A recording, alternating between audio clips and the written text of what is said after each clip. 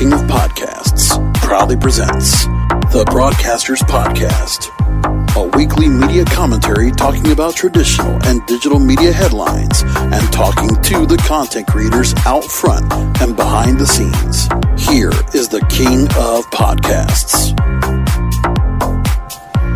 Welcome to episode 134 of the Broadcasters Podcast. I'm so glad to have you all with me.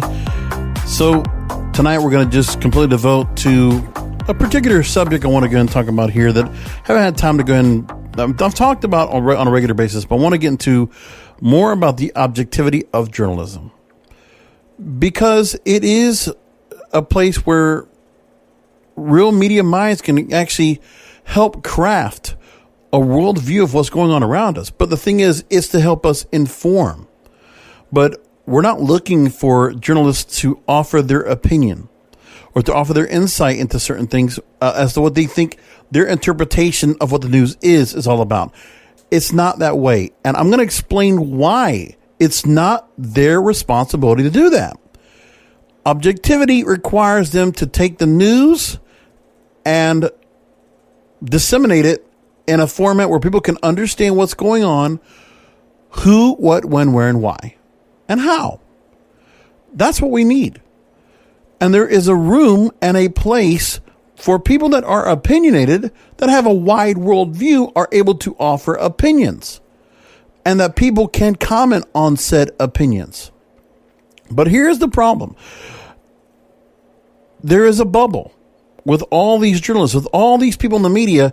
They're talking to each other. They're not going out around the world learning about what's going on. They're not paying attention to all sides of the argument. They're talking amongst themselves in a bubble. Now, in the professional wrestling realm, of course, I do a podcast over there talking about the Wrestling Gets Her podcast. There's a thing where we talk about in that industry where a lot of people that have done professional wrestling for a long time, in a corporate sense, they're in a bubble. They think, well, we could just do the same thing we've been doing for years and people are going to watch our product and enjoy it. And we can just keep putting the same thing out there. Or we're going to give people what they think they're going to like, and they're going to like it, and we're going to shove it down their throats. Well, that's the same narrative here. It's no different. We're going to explain why, because a couple of interesting stories have come into play that are really fascinating, and I think really say a lot of what's going on here. So your average journalist, before I get into the stories I have, your average journalist, of those in the corporate media, that's what I'm really talking about. And corporate media can go from everywhere to the alphabet networks to the major newspapers owned by corporate giants, Gannett or New York Times or Amazon owning the Washington Post, right? To cable networks, to blogs, very popular blogs that are owned by major companies, say like Disney or Gizmodo Media, things like that, and just major outfits where you have magazines and you have publications and blogs and digital news services that are all deregulated and owned by only a handful of companies. We talk about that all the time.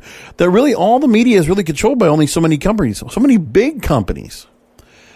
And when corporate decides who they bring on board, there's a bubble with the corporate infrastructure as to who they're going to bring in and who they decide to go ahead and bring on board to be hired. They're going to the same schools to hire people. What is going on in those schools? Whether they're Ivy League or they're journalism schools out there with a bit of a bias or a slant. You got to ask yourself, where are these people coming from? What status do they have? Are they coming in through scholarship? Are they have family that is very affluent, that they're allowed to get themselves up to a point where they can be recognized and propped and ready to go to be in journalism? I mean, think about that. What about those that are coming from politics, then bringing themselves into journalism? There's a lot of different areas where it's a very concentrated sector that go into journalism. But the journalists honestly have a lot of power. And for them, they feel like they can create content to fit a narrative. And in some cases, they might think they're doing a narrative for their own sake because they're following what their like-minded people like them believe, think, or feel.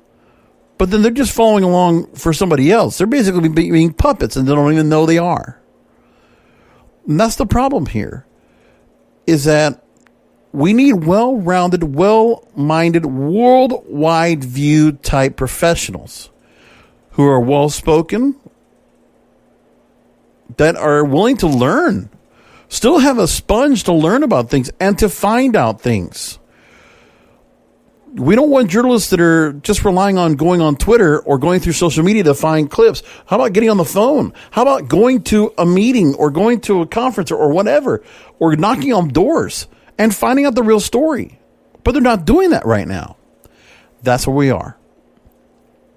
Now, there's a couple of things that I want to approach here as this journalist bubble is we look inside with the bubble. Because who we actually respect, in most cases, about some of the news that we get, are people that are outside of the bubble, that actually have have consciously looked outside their own spectrum to realize we have different cultures, different diversities, different everything. I mean, how can you talk about a particular culture or ethnicity when you think everything is race? I mean, that's one thing we always talk about. Like, everything is race centric. So you're just looking at people of their color. Do you go to the countries where some of these people live? I mean, really, I would think about it like this. It's not race, it's ethnicity. Okay, when Hispanics, you look at Latinos, it's a different story. Diversity all across the board. Different people, different cultures, different food, different music, different lifestyle, different attitudes, different way of raising families. All that. If you're looking at anyone who's black, we're talking about Africans, we're talking about Caribbeans, which include Jamaicans, Bahamians, Haitians, from Trinidad, from Dominican Republic, from Puerto Rico, and from Cuba, among other countries. Think about that. Does anybody even consider any of that right there? When you look at people that are considered brown, Hispanics are supposedly considered, but then you could look at Native Americans or Indians. Indians from, the subcontinent of India, right? Those kind of things. Then if you're going to think yellow, well, that's going to be Asian. That's going to be anybody that's either Chinese, Taiwanese, Vietnamese. Of course, there's all these said colors that are out there, which really doesn't mean shit. I don't look at anybody by race. This is why when you look at those that are in this corporate media bubble, they look at things through colors, through a kaleidoscope, because they think that's how it's supposed to be. And by the way, before anybody gets to this, this is an apolitical conversation. I'm trying to break this down into something that's much more meaningful. Okay, I am an independent thinker here. I'm about free speech, freedom of thought, freedom of opinion. I like diversity of opinion. I like diversity, equality, and inclusion. I love that. But in the right context, it cannot just be where you're just changing colors and changing whatever you want. When you're not really looking at the individuals. When you're just going to group people into a particular status, that's not good either. We're looking at people as individuals. Every person's looked at individually. That's how it should be. You shouldn't just take onto a stereotype and just assume somebody's who they are. The media doesn't know how to portray that. They've lost that. And I'm talking about the corporate media. The establishment. The establishment that does the things the same way they do.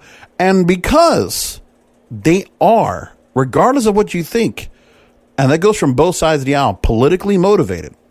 Political motivations are causing what's going on today and why the media is not serving the public.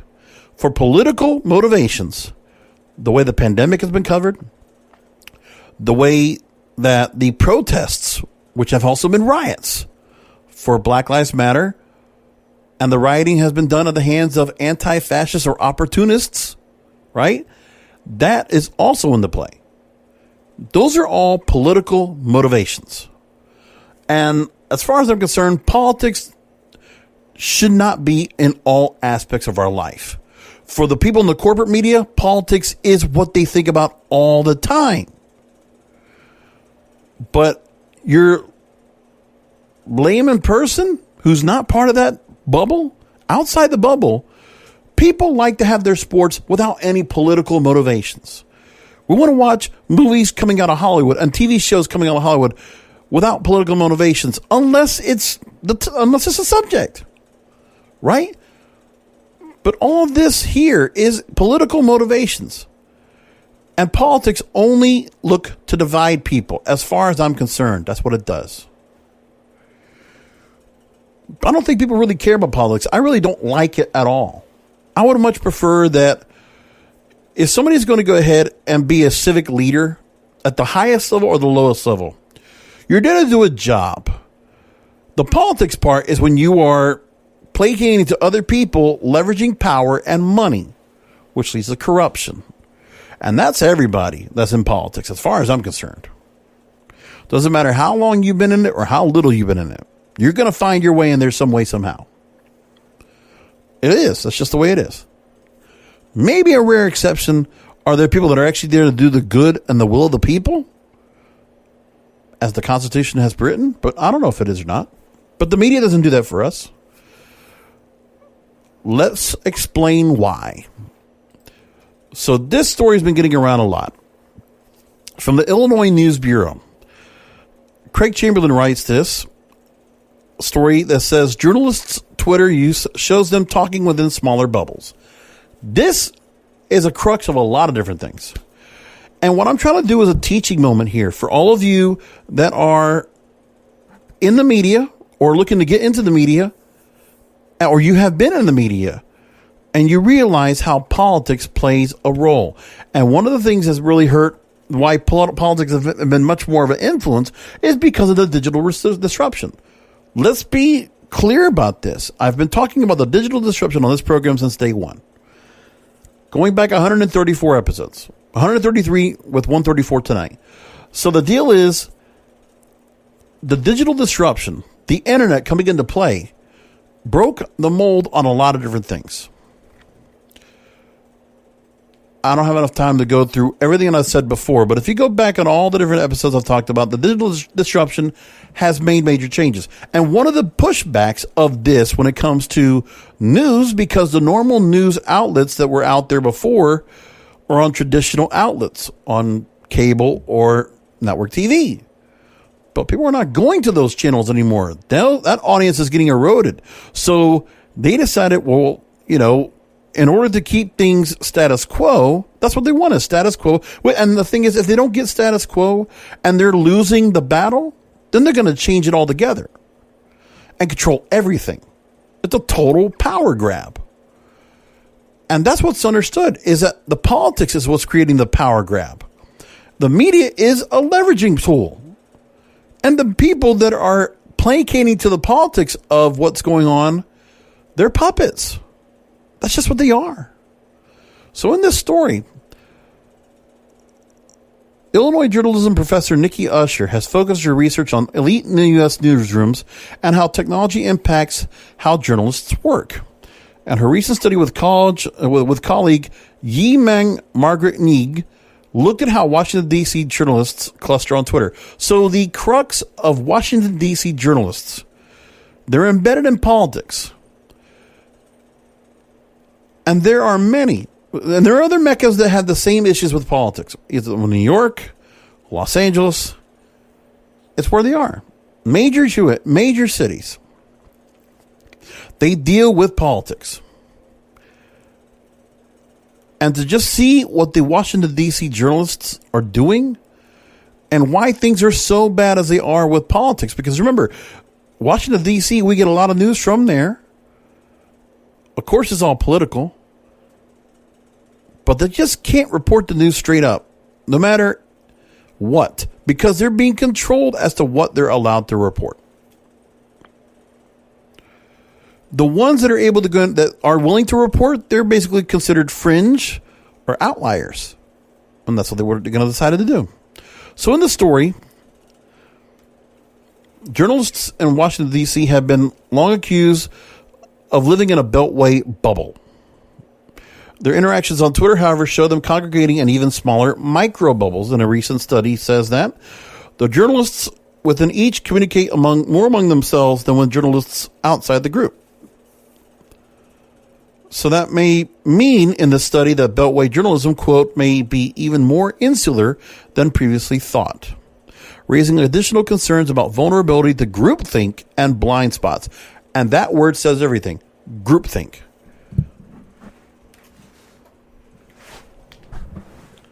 Bubble is groupthink. So you're not allowed to have your own opinion. You can't think for yourselves. You must think within the group. If not, then you will be canceled. You will be castigated. You'll be thrown out. Blackballed, if you will.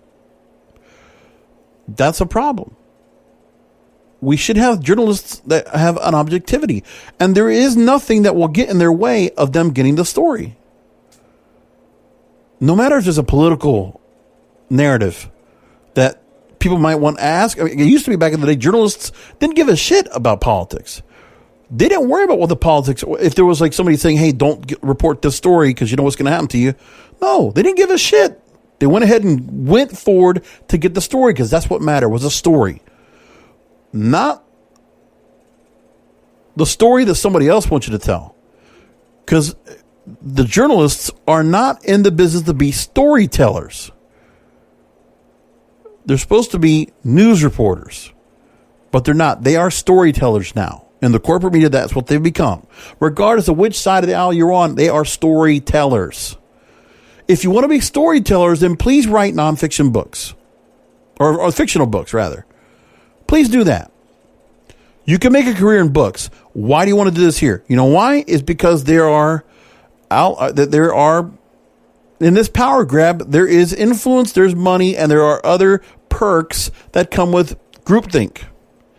So again, additional concerns about vulnerability to groupthink and blind spots. So Usher and Ning, they identified 9 clusters of journalists or communities of practice in their study. And it was published online by the journal Social Media and Society. Their elite/legacy cluster was the largest, including about 30% of the journalists covered in the study, with the Washington Post, NBC News, NPR, and the New York Times among the major newsrooms represented. A congressional journalism cluster included another 20%. The other cluster centered around CNN, television producers, local political news, regulatory journalists, foreign affairs, long-form enterprise reporting, and social issues. And the fact that there are all these different bubbles, and these people can't talk within each other because they're all reporting on different things, but then there's no convergence. That's a major problem. In leading the study, Usher said she wanted to describe, quote, describe the contours of journalism, what political journalism in Washington looks like, and the process of making news unfold. Well, why does that have to be political journalism? It's reporting about politicians. It's not being political itself. The news should not be politicized. It should just be reported. News always meant news, entertainment, weather, and sports. Maybe there's other ways that people refer to news, but that's what I always thought it was. Where does the word politics go into it? It doesn't. It's not meant to. Going back to the 20s and 30s of the Universal newsreels and all those that came out during movies, they just reported the news. There wasn't anything about politics. What would you do about a politician? You would report what they said or what they did. That's it. Not what they told you to do, not what they told you to think, not what they told you to write. You should not be told what to write. You should not be told what to report. And if you are letting that happen, then you're not being a journalist. You're being a storyteller. You're being a stooge. And you are going against what you supposedly take an oath or have promised to go ahead and do, to be honoring, the traditions of journalism, at least what they once were anyway, and to have ethics and not be unethical. The other goal was to better understand how journalists connect to and learn from each other and establish conventional knowledge. So the thing is, they're only connecting and learning from each other, and conventional knowledge is based on that. God forbid they're willing to go ahead and go outside of their normal sphere. How's that possible? Journalism is not supposed to be a fraternity. Okay? Do you notice, there's people that always adapted to Greek life, fraternities, sororities, things like that, organizations. That people need to be around an organization. They need to be around like-minded people. Because they can't be on alone. They just can't be, on an island. Independent. Loners.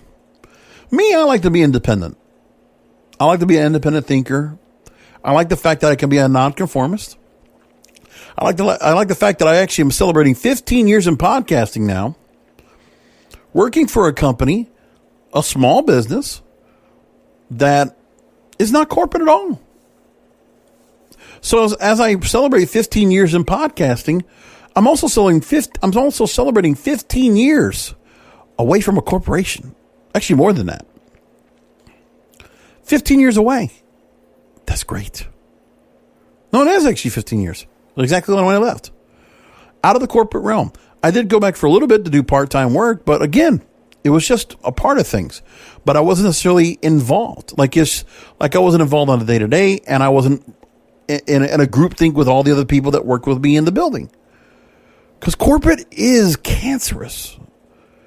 But you need to be able to know that, and this is an important point for all of you out there. If you're looking to get yourself into any outfit, if you're going to go into anything that's a large-scale project, whether it's a corporate project in Hollywood or New York or Los Angeles or wherever you're going to be going, you go into a large outfit, you got to have your individuality. You got to keep that intact. You can't lose who you are. You should be able to go ahead and then use who you are and amplify it wherever you go. That's real content creation. That's being a real creator. That's being a broadcaster, because you're offering your own insight. You're offering something of yourself, your individuality, your personality, your expertise, your experience. That's what you're supposed to add to the mix. That has to do with diversity, equality, and inclusion. That also has to do with the fact that why we see the same movies, why we see the same TV shows and remakes and reboots and all this bullshit is because there might have been some different ideas years ago, but that kind of thought isn't allowed now. So here we are. We're getting some of the same stuff just being rehashed because they're just going to stick to the ideas that worked before because nobody else has gone outside of their bubble to learn or to adapt or to experience something new. Why can't we do that? Do we really think that the people, the consumers, the audience will not absorb something different? If you don't know what you're talking about, or if you haven't taken the time to go ahead and educate your audience base, well then yeah, they're going to go and turn on to something else. Something else is going to be, a nice new shiny object, a new reality show or Netflix, and they're going to get turned away because you're not doing the job of informing or making it interesting. And if you're not able to do that, then that's a problem.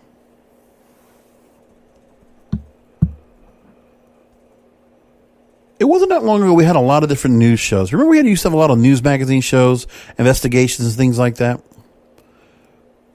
Dateline had NBC. ABC had Primetime Live. CBS had 48 Hours. I mean, think about that. CBS also has 60 Minutes. But think about that. We have all these different news shows that were able to go on the prime time and then were able to give us interesting stories, interesting ideas that really worked. And people would watch it. Just like they would watch any other show, whether it was a sitcom or just a drama or whatever it was. Isn't it amazing? There used to be a time where we had that. Not anymore. Twitter seemed an ideal way to do that, given its unique role among journalists as a virtual water cooler.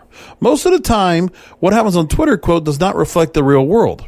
But in the case of political journalism and political elites, generally speaking, what happens on Twitter is reality. But again, they're looking at this through a computer.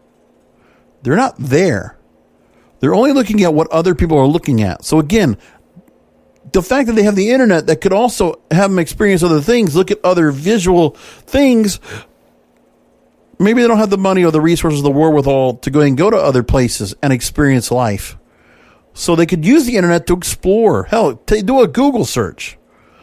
But no, there's only a certain amount of things that people are experiencing or witnessing, because all these people are going to stay in their own bubble, and they're not going to go ahead and bring something in to the group that the group is going to resist. So Usher says this was a particularly potent way of looking at scale and how ideas are exchanged, how people are making sense of things. The at scale part is where Ning comes in. Last name is spelled NG. Usher's research is focused on more qualitative research, primarily about elite U.S. newsrooms and how new technology impacts how journalists work. But Ning specializes in big data and computational social science. She saw particular power in applying those tools to journalists' interactions on Twitter. More than 2,000 journalists in the study, they could not observe each of them individually in real life, so we used their digital life as a way to understand how they interact with their peers. A lot that goes on here, and there's a whole lot of research that comes in, which is what more than I could say to all the journalists that go out there. They would never do this kind of research. The final data set consisted of over 130,000 Twitter posts from 2,015 journalists, about 1/3 of all credentialed congressional correspondents. Then Ning applied a community detection algorithm to determine where there might be clusters of journalists based on their Twitter interactions. Usher labeled those clusters based on biographical and employment data, as well as an analysis of the words used in the tweets. And here's one of the major points that are discovered in this study. One of the major findings. The large elite/legacy cluster, with some of the most influential news media prominently represented, was among the most insular. More than 68% of the cluster members' Twitter interactions with other journalists were within the group. So those people they're probably talking to professionally or socially among professional groups. The other 30% might be family members, might be friends, might be people that they know in networking, but also within attached to the same group. That's what they got. That's where they are. That also may mean they're not engaging in the same way with the people who are actually on the ground getting these sorts of congressional microscopes. They're not engaging with the journalists who are the policy wonks. And then also, Usher says, I was also really intrigued, quote, to see that there was a television producer cluster where Fox was in the mix with ABC and CBS, which might explain why we tend to see a lot of the same faces on TV news programs. Yes, there's a group of people that actually rotate themselves from channel to channel. Do you realize that happens too? You might see some of the same faces on programs, but what happens is there are certain people that are just pundits that are just getting brought on into network and cable news programs because that's the same crop of people. And it's rare to have anybody outside the group be a part. One cluster was labeled as CNN because more than half of its members were CNN journalists, and much of the conversation related to network stories and personalities, which Usher found problematic. Absolutely. They're not worrying about their competition. They're not worried about what they were thinking. I mean, CNN used to be just a news network. You'd go to them for breaking news. Do you do that right now? You know, earlier this week when they had the bombing in Beirut, when I heard the story first come out, and this was right around, 1 o'clock Eastern time. So it was early on, Tuesday morning? I on my cable service, I have, I think, 15 news channels. So there's the networks. CNN, MSNBC, Fox, Newsy, I-24, I can't think of who else. Bloomberg, CNBC, others like that. And the one network that actually talked about it and actually had breaking news and was actually cutting into their newscast was the BBC. That's it. BBC News. No one else covered it. story made world headlines. It was trending all over social media. These same journalists could have learned about this. But first of all, the algorithms on Twitter, they're also following the same kind of narrative. They're also a news source of their own like. They also are bearers of the same groupthink. Don't think Silicon Valley is not immune. No, they're absolutely part of the immune think. They are a part of the groupthink. That's why the news is constructed and orchestrated like it does now. The reason why they police it right now, because they feel like they need to, is because there are people that are telling them to do that. But are they really looking at what the problem is? No. They're being told by outliers. They're being told as puppets what they're supposed to do within their groupthink. They're not allowed to go ahead and let other opinions or other stories, because if there's a resistance by the group, then you cannot let it pass. You cannot allow it. No matter if it's a majority opinion that a lot of people might agree upon and might actually believe and are in lockstep with. Because then there are majority opinions of which this groupthink, this cluster, or all these clusters, this corporate media, if it's not something they can, that works for them, that benefits them, that is, that they feel is, that they all believe and nobody's going to just push back on it. There are people that are in fear of saying anything, and there are those that are not going to say anything at all because they know what the story is. They know what they're allowed to say and what not to say, who they can talk about, who they cannot talk about, and how they're supposed to report. There are limitations. There are barriers. There are filters. No doubt about it. CNN, quote, is telling a story about what's happening with CNN, and that is worrisome. Maybe that's an organizational branding strategy, but I think it potentially has deleterious effects for public discourse. Absolutely correct. When they're only going to do what's going on at CNN, and by the way, it's not like CNN doesn't have international bureaus. They still do, all over the world, all over everywhere. Part of the thing with CNN is they also have their own bureaus all around the world because of the fact that they also sympathize with some of these countries that they're with. Why are they able to go and report and have a bureau in Beijing or Baghdad or Havana, Cuba? Even though the governments, they're not necessarily a supportive or favorite to the American people. No. There are authoritarian or dictatorships or anti-American thoughts, opinions, and beliefs. But yet a CNN is able to go in there, not because there's some diplomatic kind of thing, it's because they're playing along. They sympathize. Trust me, every time you see a story about Cuba, they don't talk bad of the Cuban government. Oh, God forbid if they did that. For a long time, I saw stories that would always come out of Cuba, of which the story was always never supporting the Cuban people, the victims of human rights, the Cuban people. No, they sympathized with Fidel Castro. They did. In China, it's the Communist Party. I mean, the People's Party, right? The People's Republic of China. And by the way, any stories we're talking about in China, they get the access to news there because they play ball with the Communist Party, with the government. So there alone are state-controlled media. But for a long time, a CNN would be state-controlled in other markets, but not in America. But now, they are state-controlled. So what Professor Usher doesn't realize here, she says maybe it's an organizational branding strategy. No, it's state control. There's a control over what they're allowed to talk about, what they're allowed to report. Just how it is. But it's not being portrayed that way, but groupthink is state control. Now, I'm not talking about deep state. I'm not talking about anything like that. But I'm saying there is a powerful class of people. That's the state that's out there. An elite state of people.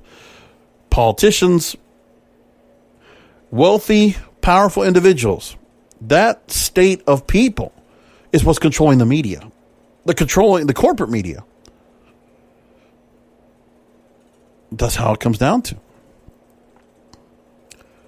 In the opposite direction, she was encouraged to see a space in the long-form enterprise cluster where journalists were doing the deepful thought dives that could exchange ideas. Overall, however, Usher thinks their findings add to concerns about journalists' Twitter use. Quote, political journalists in D.C. are people who use Twitter all day. And so the question is, what does that do to how they think about the world? And generally from this paper and a previous one I did on gender and beltway journalism, it seems to me that it could make things worse. It's amazing. And I want to take a look at the actual paper itself. It's called Sharing Knowledge and Microbubbles. Epistemic Communities and Insularity in U.S. Political Journalism.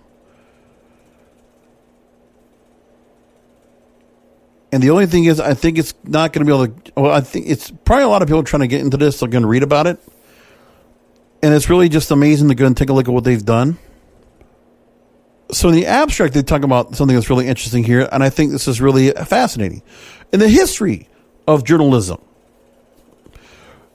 the initial thoughts of the elite media and coastal elitism, because remember, there's a talk about where the Ivy League schools or the coastal cities of where high power media or particular conglomerates, whether it's Silicon Valley or it's Los Angeles or New York or Washington, D.C., they're all on the coast for the most part. A critique of Eastern liberal media generally dates back to Barry Goldwater in the 1960s. And then after the 2016 election, the aftermath prompted renewed interest among journalists and scholars focused in the United States as to whether political journalists, particularly those in Washington, were a media bubble. Now, one of the things they talk about here is epistemic culture. This is a fascinating point they bring up here. So they go ahead and they preface, has Communication Explained Journalism by Barbie Zelizer in 1993, an assistant professor at the Department of Rhetoric and Communication at Temple University. Now, in this, I'm not going to get into that part, but she gave a theoretical insight that journalists form interpretive communities. It's fundamental to discussions about in-group identity formation, claims to cultural authority, and institutional legitimation, and the ways in which journalists mediate events. This approach extends these concepts,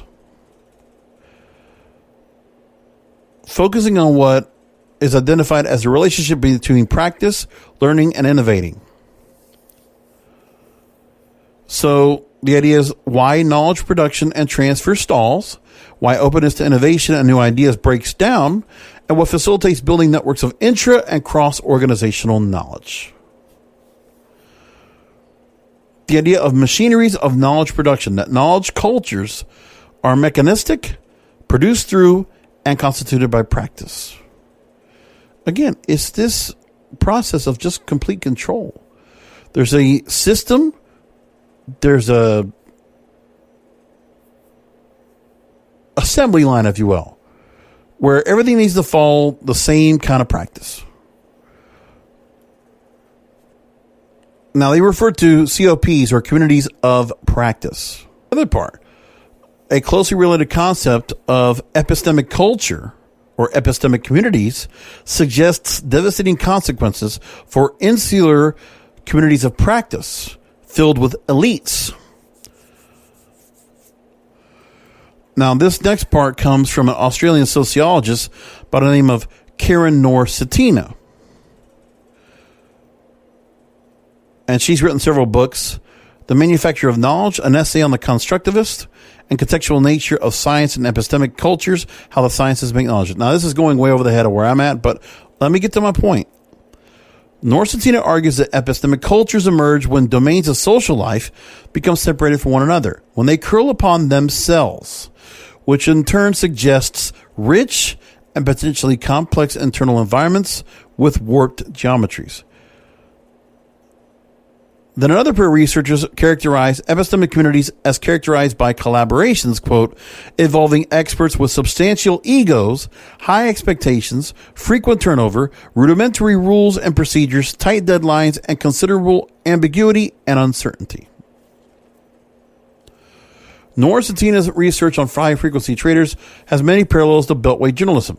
They see themselves as engaged in specialized knowledge production and are constrained by tacit and explicit norms that limit input from outsiders. Read that again. Specialize in knowledge production, constrained by tacit and explicit norms that limit input from outsiders. So they have to refuse anything that's outside of the normal narrative from within their group. Similarly, their peer-to-peer relationships are distributed across loose networks facilitated via internet communication technologies. Shared sense-making and knowledge production becomes increasingly important as traders work faster and faster with diminished opportunities for independent research. There's more about this. I'm going to take this right here. I'm also going to include this in the write-up for the show, so please go over to broadcasterspodcast.com. I'll have that for you right there so you can take a look at the research for yourself. It's fascinating. Now, I want to go into current day. There's a story that came out of Tablet Magazine, tabletmag.com. This, again, is in the same vein. A story titled How the Media Led the Great Racial Awakening.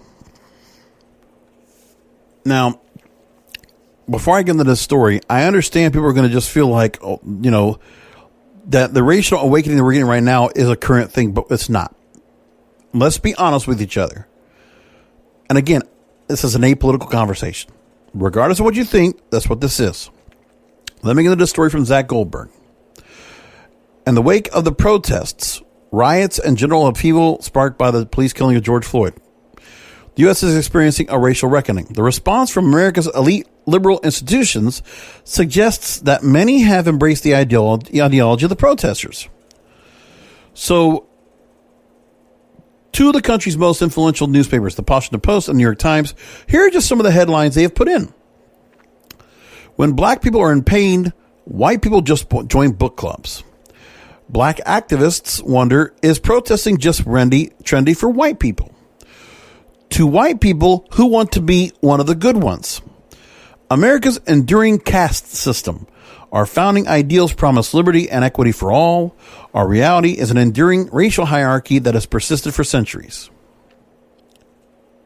So countless articles have been published in recent weeks, often under the guise of straight news reporting, in which journalists take for granted the legitimacy of novel theories about race and identity. And I'm not disputing anything about this. I'm just making the point. Please stay with me on this. At these newspapers, there's a worldview sometimes abbreviated as wokeness that combines the sensibilities of highly educated and hyper-liberal white professionals with elements of black nationalism and academic critical race theory. But the media's embrace of wokeness did not begin in response to the death of George Floyd.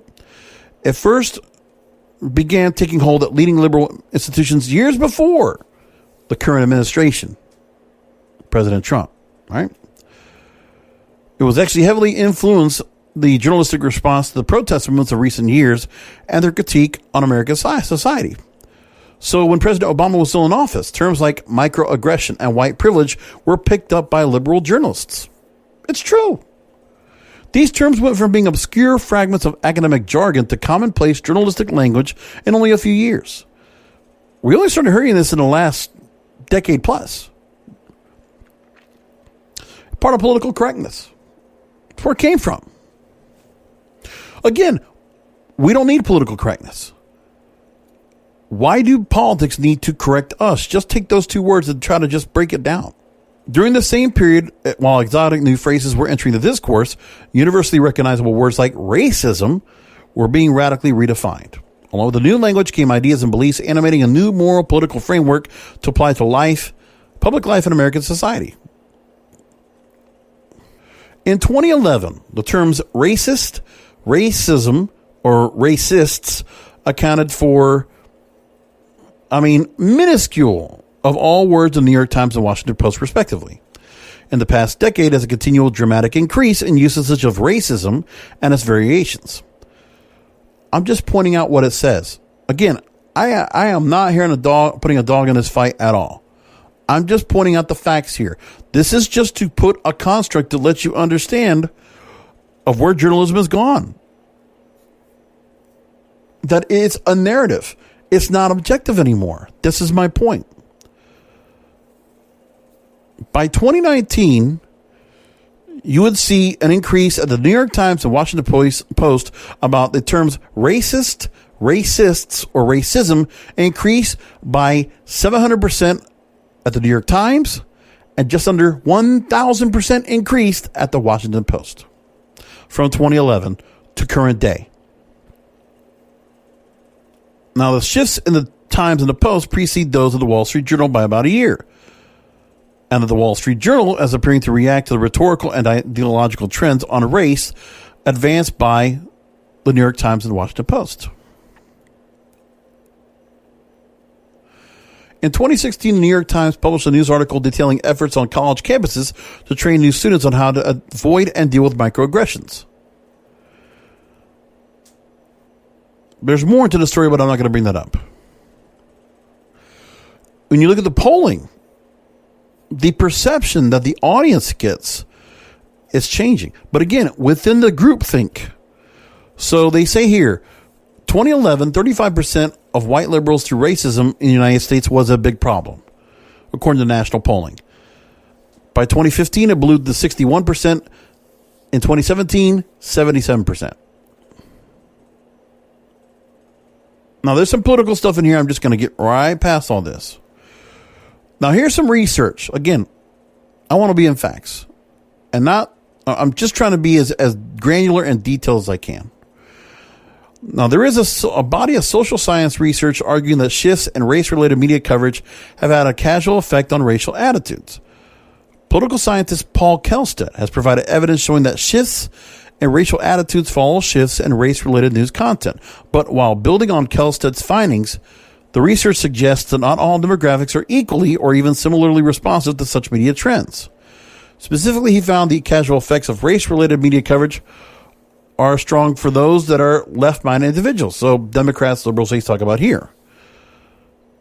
And weaker for those that are not white in the same political sphere.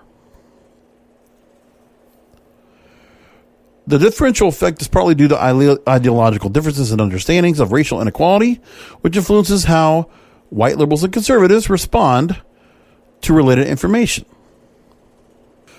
With all these findings, while suggestive, they don't prove that the media coverage at leading outlets like the New York Times and Washington Post is causing shifts in racial attitudes.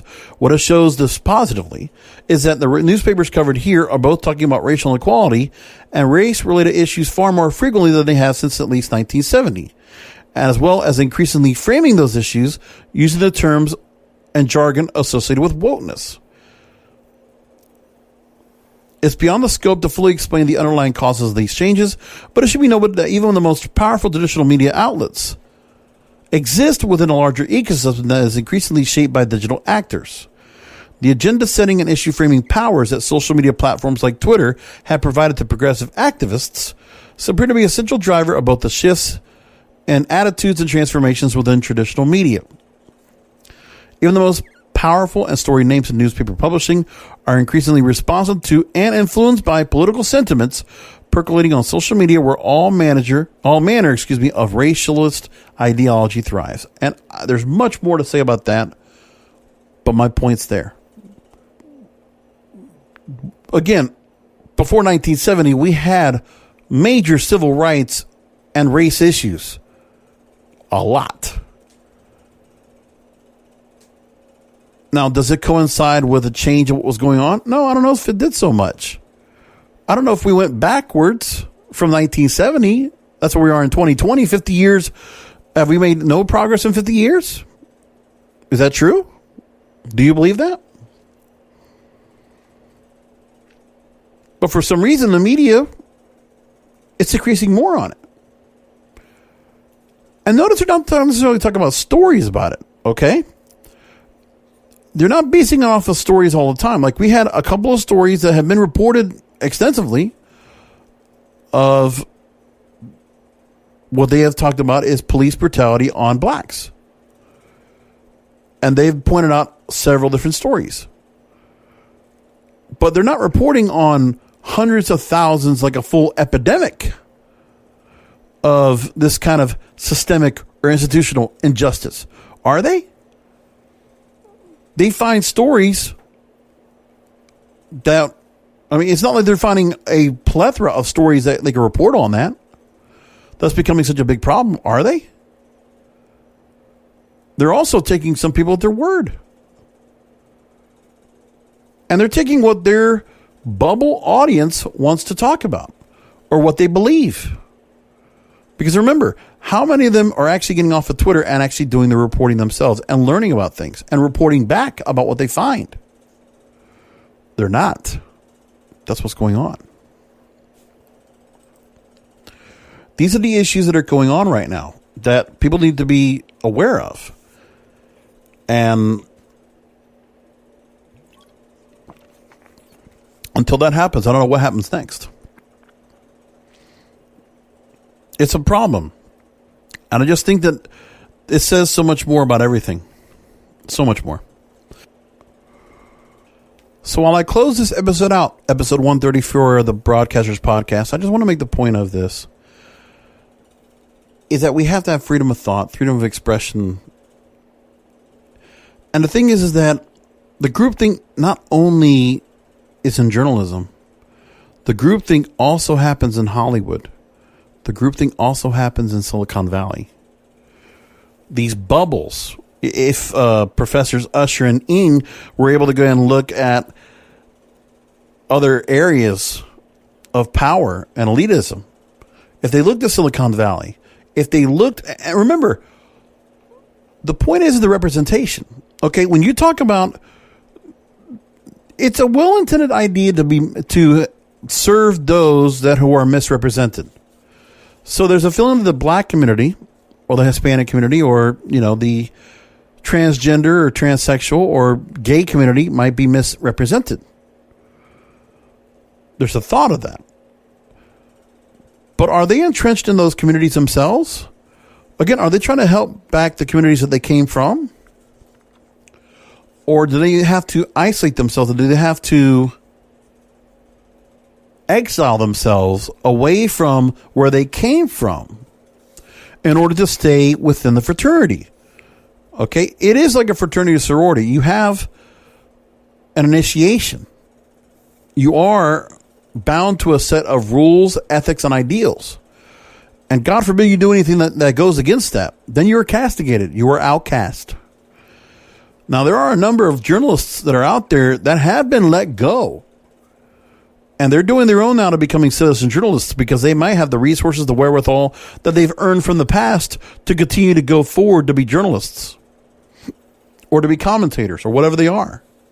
So at least they're giving it a shot. But more than anything else, there is a problem where the power that's there, I mean, it's a system. It's an assembly line.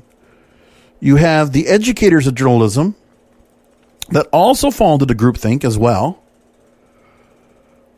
because there are certain journalism schools that are able to get the access to these top level bubbles. You have to go to these particular schools. So there's only a certain amount of schools that give you the access to go to those major networks. And if you're going there on a scholarship, then you have to honor the scholarship. So you're going to do what it takes to be able to go ahead and make sure you do that. Same thing goes, you got to be able to get along with everybody that you're with on campus or everybody that you get along with at your job. If you're an outlier at a particular organization for journalism, for news, then you're not going to be there for long, or you're going to have a rough experience. And you're going to be there on an island by yourself. Is that good? Do we want that? You got to ask yourself that. There's so much to be said about all of this. And I think people just need to understand, and all my media brethren here, please understand, I'm not caring at all about the politics here. The thing is, there's a mass audience. Why are you going to only play to the people within your bubble? Because honestly, the people that are in the news right now, the journalists that are reporting right now, they're only serving their own. people of their own fraternity, their own sorority, their own communities of practice. They're only serving them. So that's the reason why there are audiences that are not involved or connected at all. There's a complete disconnect, as a matter of fact. And then in some cases, in order to get certain people to go ahead and be involved and engaged in your content, you're playing to people's emotions with fear and rage. You want them to be outraged. You want them to be scared. So the pandemic creates fear. If you're putting down a particular class of people, as some of these institutions do, you're creating outrage. And then if you are trying to say that people are, that there should be some kind of privilege or some kind of guilt, and that if you're not accepting and not tolerant, then you're instilling fear. And in some cases, then those political outlets, the state control that I talk about, when they have these kind of emotions rolling around in people's minds, the control they already have on the people that are doing their bidding, they're looking to take control on the everyday person. That's what they want. There are consequences to this. That's why we have to have independent thinking, independent freedom of thought, freedom of speech, freedom of everything. That's why this country is so wonderful. That's why media is very important. Because of the music that you perform, and the movies that you play, that you direct or write, or that you are part of, or that you act in, or the television that you see, or the radio that you hear, you make a difference to everybody out there. Do you want to do what you want to do, what's good for you and good for the public? Or do you want to be a sheep and be told what your shepherd tells you to do? Because then being a sheep and the shepherds, then the state control, those are the wolves ready to eat those sheep up. They can be taken and attacked at any time. It's a very deep subject I talk about tonight, and I mean it by all sincerity. I only hope that media will make its way back. This digital disruption is a good thing because it is breaking some of the norms. Some of these bubbles are getting disrupted right now, but they haven't been popped yet. It might be a good time for that. So I'm going to leave it there. Thank you for listening to another Broadcasters Podcast. Until next week, remember, content is king, and the control of your content, believe it or not, is in your hands. Thank you for listening to the Broadcasters Podcast, presented by BroadcastersPodcast.com and KingofPodcasts.com. The Broadcasters Podcast is brought to you by KingofPodcasts.com/Amazon. If Amazon is good enough for the King of Podcasts, it most certainly is good for you. KingofPodcasts.com/Amazon. And don't forget to check out the King of Podcasts wrestling program, The Wrestling is Real Podcast, exclusively at KingofPodcasts.com.